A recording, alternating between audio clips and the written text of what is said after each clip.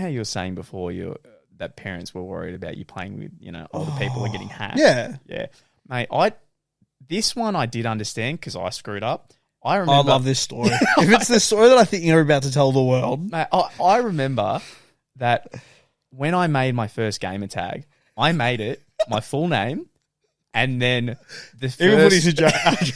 then the first 3 numbers of my street address. Oh. Right? So I jumped online no. and I remember I'm playing and there's obviously game chat and I wasn't talking or anything. My dad came in and he's like, again, probably ACA or Today Tonight, do people know where you live or how do people, they could know your name and everything? I'm like, no, they don't. And then let's say it's George Bailey Smith. I just hear on the on the TV, George Bailey Smith, just pick up that gun.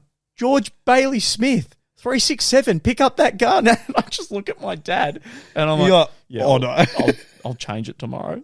So I had to go shovel horse poo to save up enough money to get because Microsoft points were bloody expensive. Microsoft points were expensive. Like $30 for 1,500. And that's how much it your cost game to change my name. which is ridiculous, by the way. Yeah. So, our first catch up, because year 10 is where we officially sort of became pretty good mates, and then it sort of more or less grew from there. But the first time catching up, I just remember being amazed by that you were allowed to just play your Xbox for. I remember you're just like, yeah, man, go for it, play as much as you want, and I was like, oh my God, I am cracked. Like, if there's a heaven, this is heaven.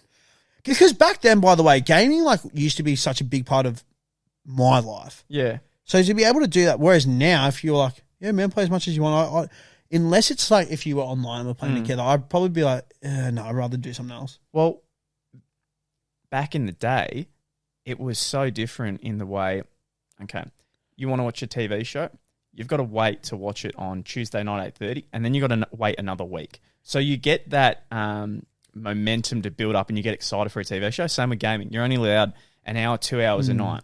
So you only have a certain amount of time each day. It's not whenever, however you want to play. Because these days, Netflix, Stan, Disney Plus, there is too much to choose from, and I actually don't watch it as much. Same with gaming. It's funny, and it's going to sound stupid.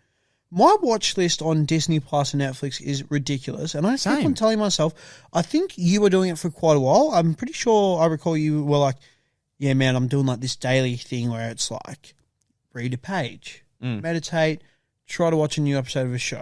Yep. Or and then continue the show until it's done. I think you were doing it for a while, and I was like, fuck, that's a great philosophy. I really like that. I want to try and implement that to myself. My issue is, I don't know if anyone's the same when it comes to YouTube, if you have a YouTube account. I will, every single day in the morning, at work or whatever, even now at the missus' place, even when I'm at home, I'll open up YouTube and I'll go, watch later.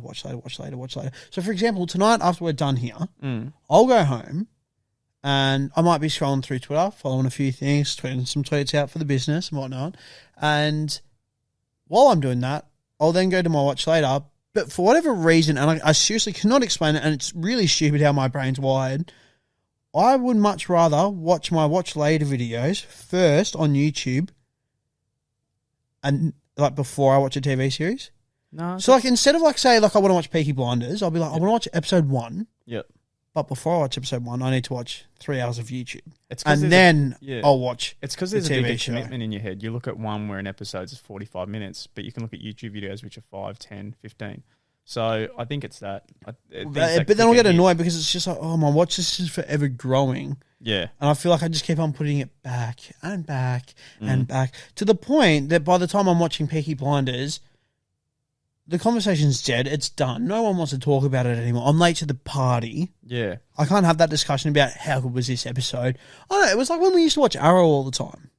Yeah, week by week. And Flash. And it was so fun. It was grouse. You'd have your little catch up with your mates. You'd be chatting about it, discussing it, coming up with all these theories. Oh my God, what's going to happen next? Who are they going to introduce? Yeah. Et cetera, et cetera, et cetera.